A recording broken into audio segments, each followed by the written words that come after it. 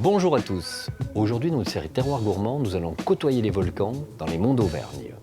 Julien nous embarquera pour une pêche à l'amble chevalier et Michel décryptera pour nous la forêt lors d'une cueillette aux champignons en toute connaissance. Le Saint-Nectaire sera observé au fil des étapes de sa fabrication et la charcuterie auvergnate sera mise à l'honneur par les producteurs locaux. Je vous laisse apprécier les richesses du parc naturel des volcans d'Auvergne et je vous retrouve juste après pour une nouvelle recette. A tout de suite.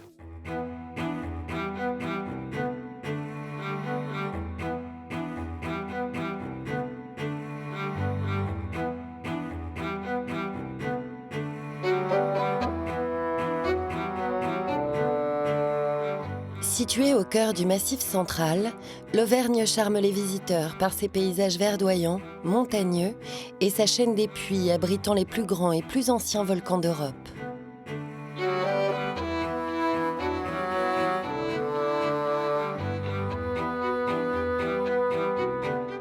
Depuis des siècles, la plaine fertile de la Limagne offre à ses habitants une autonomie agricole qui n'a cessé de perdurer, assurant ainsi la transmission d'une culture ancienne. Thierry est agriculteur et producteur de Saint-Nectaire sur la commune du même nom, à la ferme de Lambre. Chaque jour, il procède à la traite de ses 55 vaches laitières. Thierry s'est installé ici en 1996 en reprenant l'exploitation qui avait appartenu à un membre de sa famille. Il l'a agrandi en 2010, puis s'est associé avec un jeune voisin et un cousin éloigné pour la fabrication du fameux Saint-Nectaire. J'avais la sensation qu'en vendant mon lait à une laiterie, j'avais la nécessité de maîtriser tous les éléments de la chaîne, sauf le dernier. Et puis les circonstances et les opportunités ont fait que j'ai pu m'associer avec Thibaut et Thierry. Et le fait qu'on démarre ensemble avec le même projet était aussi une sécurité au niveau de la rentabilité de notre outil de travail. Depuis, les associés ont regroupé leurs troupeaux en sélectionnant les meilleures vaches. Alors dans le cahier des charges du Saint-Nectaire, on n'a pas d'obligation de race. Il faut simplement que les vaches soient nées élevées sur la zone. Sur l'exploitation, nous, on a 2 races de vaches différentes. Les Primolstein qui sont noires et blanches, une race plutôt laitière, et les Montbéliardes qui sont les marrons et blanches, un petit peu plus rustiques. Avec ces animaux, Thierry est au grand soin. On souhaite avoir des animaux qui soient en bonne santé, qui soient aussi dans un bâtiment lumineux. Les vaches, elles ont un logement, un couchage individuel avec un tapis. Elles ont une brosse électrique qui leur permet d'être massées. Et on peut voir que c'est très efficace, hein. Il y a pratiquement 90% du temps une vache sous la brosse. Et voilà, on est très vigilant à la bonne santé du troupeau et puis au bien-être qui est animal, mais au bien-être des bonhommes aussi, puisque quand on a des vaches en bonne santé et qui sont bien, on est bien aussi. Le Saint-Nectaire est une appellation d'origine protégée dont le cahier des charges a été établi en 1955. Ce fromage, lié au territoire, aurait déjà été apprécié à la cour des rois lorsqu'il fut présenté à Louis XIV par un certain maréchal de Saint-Nectaire.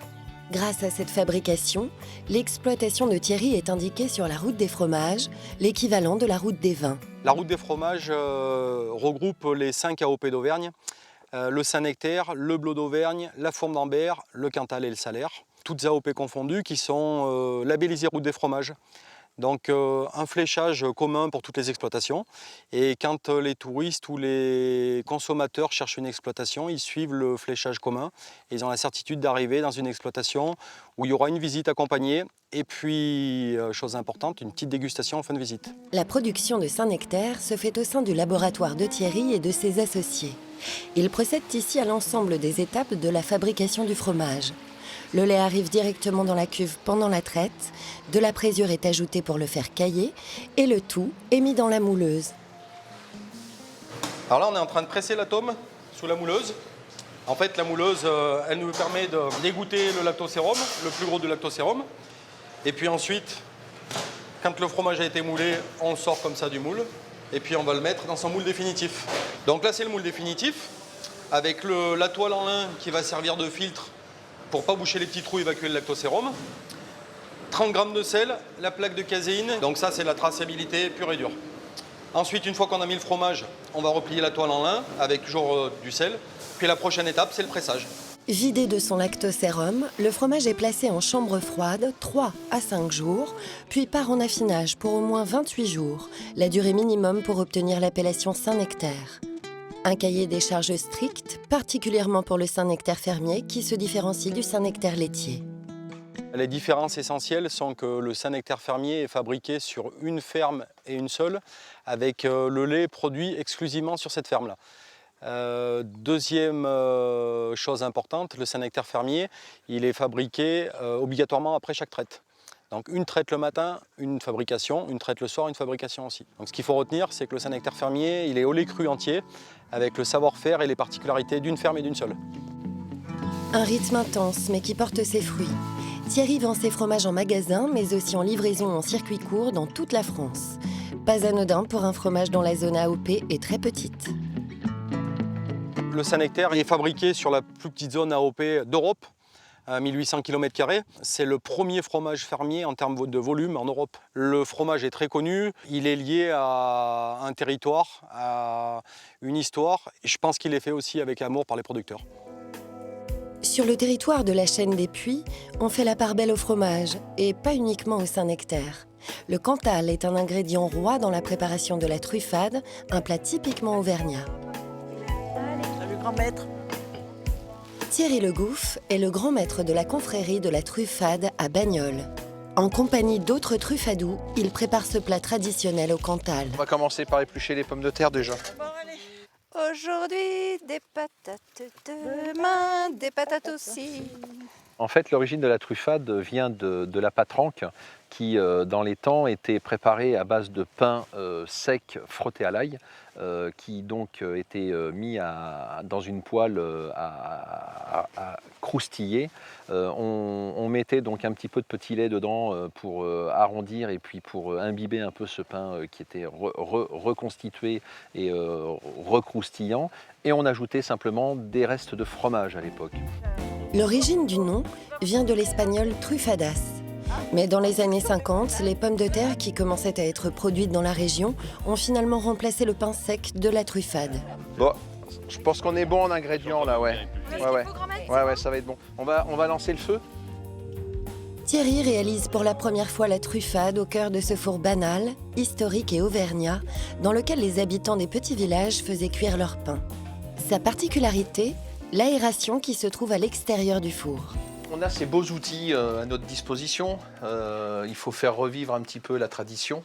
On a cette qualité de cuisson et surtout cette possibilité de pouvoir faire une vraie flambée et avoir un vrai sol très chaud pour pouvoir conserver la température de la truffade qui doit, elle, être aussi bien croustillante à l'extérieur que moelleuse à l'intérieur.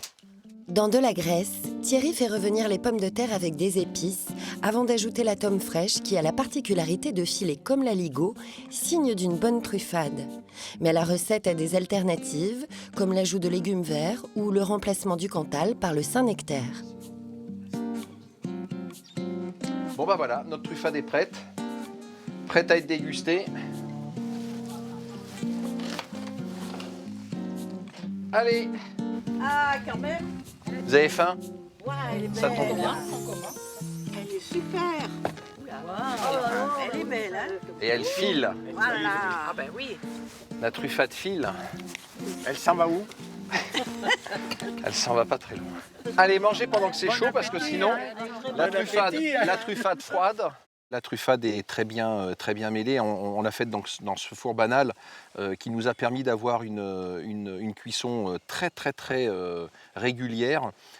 Et en plus de ça, ce four banal nous a apporté cette petite particularité supplémentaire qu'on n'a pas habituellement. C'est effectivement ce côté fumé. Donc une truffade, pommes de terre, tomes fraîches, avec en plus ce petit goût fumé, c'est assez sympa à refaire. La forêt couvre près d'un tiers du parc naturel régional des volcans d'Auvergne. Michel Borel est mycologue. Ces forêts sont un beau terrain de jeu pour vivre sa passion des champignons. Il s'y rend avec certains des adhérents du groupe mycologique de Cournon qu'il préside. En voilà d'autres golmottes là. Les membres du groupe cueillent des champignons en suivant les conseils de Michel. Ils apprennent à les trouver, les identifier et à les prélever en respectant l'environnement. C'est pas les deux mêmes, hein. Il n'y a pas de nuance. Non, c'est pas les mêmes. Hein. C'est peut-être. Fais voir. Quoique. Les sols auvergnats ne possèdent pas de variétés spécifiques au territoire, même si certaines espèces sont plus propices à ces zones calcaires. Une bonne cueillette nécessite une forêt humide ayant de nombreuses essences, comme des noisetiers, des épicéas, des frênes ou des pins. Un mélange de bois favorisant la pousse du champignon. Pour reconnaître un champignon, il faut regarder d'une part son environnement, et d'autre part sa forme, pour le classer entre guillemets dans les champignons à lame, les champignons à mousse comme les bolets et les cèpes, et les champignons comme les amanites avec une volve et le reste des champignons. On passe à l'examen du chapeau, des lames et du pied. Pour pouvoir bien identifier ce champignon, dire que c'est une russule, il faut bien observer les lamelles dessous. Elles sont blanches, elles sont douces, on les sent bien. Si on a des difficultés à l'identifier, il faut bien faire comme j'ai fait là, bien tout sortir de façon à ce qu'on ait la totalité du pied afin d'avoir une détermination un peu plus facile et un peu plus certifiante, si je puis dire. Couper le pied des champignons pour les ramasser permet de laisser le mycélium qui assurera leur repousse, et donc les prochaines cueillettes. Mais lorsqu'il y a un doute sur la variété, il est conseillé de retirer la totalité du pied avec un couteau en prenant soin de ne pas enlever la terre autour. Mieux vaut être prudent face aux champignons parfois toxiques, voire mortels pour une centaine d'entre eux. Il faut être très prudent, il faut toujours parler au conditionnel. Il se peut que ce soit telle variété, telle autre, parce qu'on n'est jamais sûr à 100%. Même en passant tous les critères, il peut y avoir eu une altération ou un changement de couleur, mais il y a certains critères qui sont là pour bien orienter. Lorsque le doute persiste, Michel et son groupe se servent de livres et confrontent leurs avis de façon à guider pas à pas les nouveaux membres pour leur permettre d'acquérir de l'expérience. Nous avons trouvé un cortinaire et c'est assez difficile à identifier. Le virus du champignon a été communiqué à Michel par son père. Il a quitté la région parisienne où il travaillait en pharmacie pour retrouver ses montagnes auvergnates et se consacrer à son groupe mycologique, dont une centaine de personnes sont adhérentes aujourd'hui. Ça permet d'avoir du contact avec beaucoup de personnes, totalement différentes les unes des autres. Disons que pour moi, je réussis ma vie au travers de la transmission de mes connaissances en mycologie.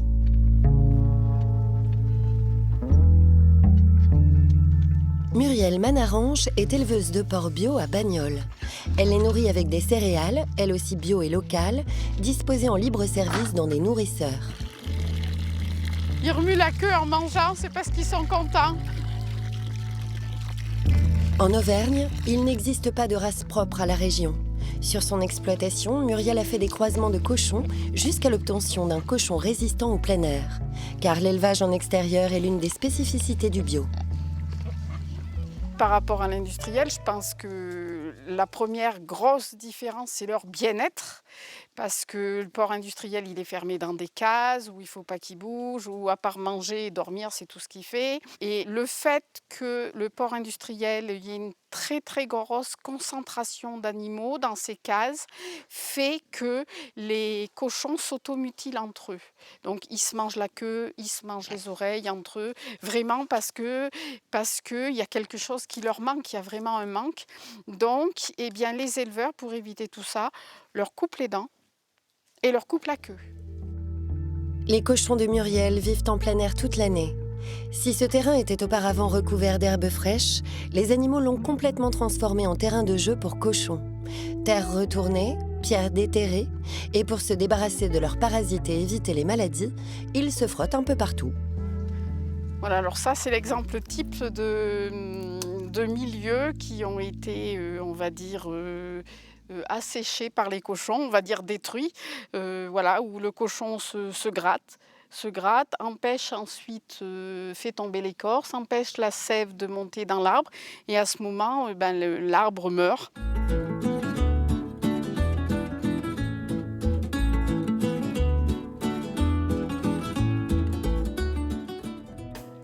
Passionnée par les animaux, Muriel a commencé son métier dans l'élevage bovin transmis par ses parents. Elle s'est aperçue que ces vaches vivaient 3 fois plus longtemps que celles d'autres élevages grâce à leur alimentation. Une prise de conscience qui l'a convertie au bio en 98. Suite à une visite sur d'autres régions, je me suis rendu compte que les pratiques agricoles étaient vraiment intensives, vraiment différentes des nôtres. Et pour moi, ça a été un choc. Dans notre région du Massif central, nos vaches, elles ne mangent que de l'herbe, du foin, elles vont dehors, elles sont dans leur espace naturel. Et je me suis rendu compte qu'il y avait des régions où les vaches n'allaient pas dehors, où elles mangeaient, je vais dire, pas des choses de bonne qualité et où vraiment les vaches étaient prises pour des machines. Aujourd'hui, l'éleveuse veille au bien-être de ses animaux, même si en son absence, les petits porcins ont un peu trop profité du soleil. Les petits cochons sont restés l'après-midi au soleil parce qu'ils ne savaient pas encore ce que c'était, ils n'avaient pas encore l'instinct de chercher l'ombre, chercher la fraîcheur. Et quand on est revenu le soir, ils étaient tout rouges, ils avaient pris un coup de soleil. Grâce à son élevage de porcs bio, Muriel est productrice de charcuterie typiquement auvergnate. Jambon blanc, pâté de tête, de campagne, rillettes, saucissons et fritons, des produits qu'elle vend dans ce magasin bio à Besse. La charcuterie en Auvergne, c'est avant tout une tradition. Chaque ferme, chaque exploitation n'avait que le cochon pour nourrir la famille. Et ces recettes-là sont restées et se sont transmises de famille en famille. Aujourd'hui, on retrouve vraiment les produits qui étaient faits dans le temps. Ce magasin est né cette année à l'initiative de 12 producteurs associés qui assurent désormais son bon fonctionnement. Aujourd'hui, Muriel est de permanence. C'est avant tout une idée de s'entraider pour vendre nos produits. On se sent beaucoup moins seul que sur nos exploitations. On vend les produits des autres, on a appris à connaître les produits des autres, on a fait des visites sur toutes les exploitations de tous nos associés, justement pour connaître la fabrication, pour connaître la façon de fonctionner et pour connaître le produit qu'on vend. On a énormément de conversations. Nos clients nous posent beaucoup de questions sur ce qu'on fait. C'est important, je pense, pour eux, de mettre un visage derrière un produit. Cette vente en circuit court apporte une plus-value aux exploitations. Elle est aussi une démarche innovante qui fait des émules parmi les locaux, représentant 70% de la clientèle. Aujourd'hui, c'est vraiment très important parce qu'en fait, c'est une reconnaissance de notre travail. On n'a pas d'intermédiaire entre nous et le consommateur et je pense que c'est ce qui nous apporte le plus. Voilà, merci beaucoup. Parmi les spécificités locales, le lac Pavin en est une naturelle et unique. Il est l'un des 2 seuls lacs en France dits méromictiques, dont les eaux de surface et de profondeur ne se mélangent que très rarement. Julien Quatresaint-Fort, moniteur guide de pêche depuis 7 ans, y attrape l'omble chevalier, un salmonidé emblématique du lieu. C'est bon, je l'ai. Yes, ah, il est joli. Ah, joli poisson. Ah, yes. Waouh. Magnifique. Super joli. Donc, voilà. On voit bien des belles nageoires orange, ce ventre orange caractéristique. Et ces points roses avec cette forme taillée, profilée pour la vitesse et qui est clairement un prédateur. Julien rejoint Marc Mesta, responsable de la pisciculture fédérale qui réalise des lâchers d'alevins d'omble dans le lac. Salut mon Marco. Ça va Marc? Ça va et toi Julien? Ouais, super, avec cette belle journée. On est bien. Bon bah écoute Julien, on va s'arrimer, on va faire une petite partie de pêche ensemble alors. Ouais, carrément, super. Super, on va faire ça, ouais. On va attacher les 2 barques l'une à l'autre. Et puis moi j'ai le moteur électrique. En plus, donc c'est royal. Ouais, c'est super. Je vais me faire traîner. L'omble chevalier a la particularité de vivre dans des eaux profondes. Sa pêche demande un bon nombre de connaissances. Julien utilise par exemple la technique de la gambe. Une gambe, en fait, c'est un train de mouche ou d'appât. Voilà. Au bout duquel on va insérer un petit poids. qui va nous permettre en fait d'immerger nos appâts. Et soit on fait pêcher ces appâts en les lançant, en les ramenant très lentement sur le fond, voilà. Soit comme je le fais là, en faisant des dérives avec le bateau et en simulant en fait la montée des appâts en surface. Donc là en l'occurrence, moi j'ai des petits appâts, ce sont des petites nymphes artificielles colorées, voilà. Et lorsque l'homme chevalier voit ces petits appâts bouger dans l'eau, eh ben, il se précipite dessus. Les ombles sont à l'origine des poissons d'eau de mer. Ils se sont peu à peu adaptés à l'eau douce lorsqu'ils se sont retrouvés bloqués dans des grands lacs, comme celui d'Annecy, qui se sont fermés naturellement. Mais dans le lac Pavin, ce lac volcanique de 94 mètres de profondeur dont les eaux sont particulièrement froides, l'omble a été introduit en 1870. L'omble chevalier, pour les autochtones, c'est le prince du lac. Parce que d'abord, c'est un poisson qui aime bien les eaux fraîches, les eaux très très fraîches. Et c'est surtout que le lac, s'il il arrive au-dessus de 12 degrés, le poisson ne peut pas vivre en fait. Il a horreur de ça. Et donc il faut vraiment une température très très fraîche. Donc si vous voulez, l'été, on va le trouver un petit peu au fond du lac, dans les couches d'eau à peu près entre 20 et 30 mètres. Et l'automne, en fin de compte, on va le trouver à peu près à 10, 12 mètres, 8 mètres en période de fraye, quoi. Non, t'as un poisson? Non, que dalle. Si, poisson, viens là, hop. Voilà, il est magnifique, bien, superbe. Et du coup, je te libère et on se dit à une prochaine. À la prochaine. Salut mon Marco. Allez, ciao. Bye. Allez, ciao, à plus. On va essayer de prendre du poisson quand même. Julien travaillait en ville dans la grande distribution et a choisi de revenir à la pêche qui le passionne depuis son enfance. Heureux d'être dans un cadre comme celui-ci, il porte une attention particulière à la biodiversité. Et pour lui, relâcher le poisson après la prise est primordial.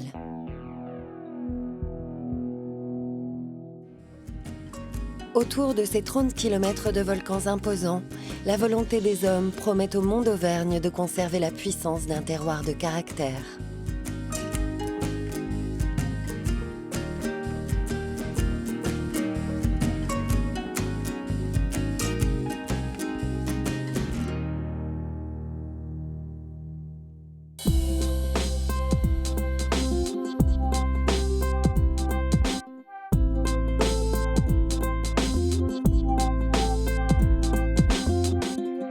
Aujourd'hui, je vous propose un filet de bœuf de Salaire avec un jus aux anchois. Pour réaliser cette recette pour 4 personnes, il vous faudra 4 filets de bœuf de Salaire de 140 g, 12 petits bouquets de chou-fleur, 8 g de curry en poudre. Pour le jus aux anchois, 2 décilitres de fond de veau, 5 g d'échalotes, 30 g de capre, 20 g de filet d'anchois à l'huile, un demi-citron, une cuillère à soupe d'huile d'olive, 20 g de beurre. Pour les artichauts, 6 fonds d'artichauts crus, 20 g d'huile d'olive, 2 g de graines de coriandre, 20 g de vin blanc, 100 g de fond de veau, 2 g de coriandre fraîche. Poivrez les filets de bœuf, les saisir quelques minutes dans une poêle avec une cuillère à soupe d'huile d'olive pour leur donner une belle coloration. Salez, réservez sur du papier absorbant. Pour toutes les viandes en général et le bœuf en particulier, il est important, après cuisson, de laisser reposer les viandes quelques minutes. Pour le jus aux anchois, ciseler les échalotes et les faire suer à l'huile d'olive sans coloration. Ajoutez les anchois, les capres et cuire 1 minute. Incorporez le jus de citron, puis le fond de veau. Réduire de moitié et monter au beurre. Mixer. Passer au chinois. Pour les artichauts, taillez les fonds d'artichaut en 6. Ciselez la coriandre fraîche et écrasez les graines de coriandre. Les graines, comme les poivres, il est impératif de les écraser au dernier moment si possible, car elles vous donneront beaucoup plus de saveur. Chauffez l'huile d'olive, faire revenir les graines de coriandre écrasées, puis ajouter les artichauts et leur donner une légère coloration. Mouillez avec le vin blanc, réduire à sec, puis ajouter le fond de veau. Cuire un petit bouillon, pratiquement à sec. Laissez refroidir et ajouter la coriandre ciselée. Pour le chou-fleur au curry, mettez le curry dans 1 litre d'eau salée et portez à ébullition. Ajoutez les petits bouquets de chou-fleur et cuire 5 minutes. Pour le dressage, disposez les filets de bœuf. Ajoutez en les intercalant les fonds d'artichaut et les bouquets de chou-fleur au curry. arrosez enfin du jus aux anchois. Je vous souhaite une excellente dégustation et je vous dis à très vite.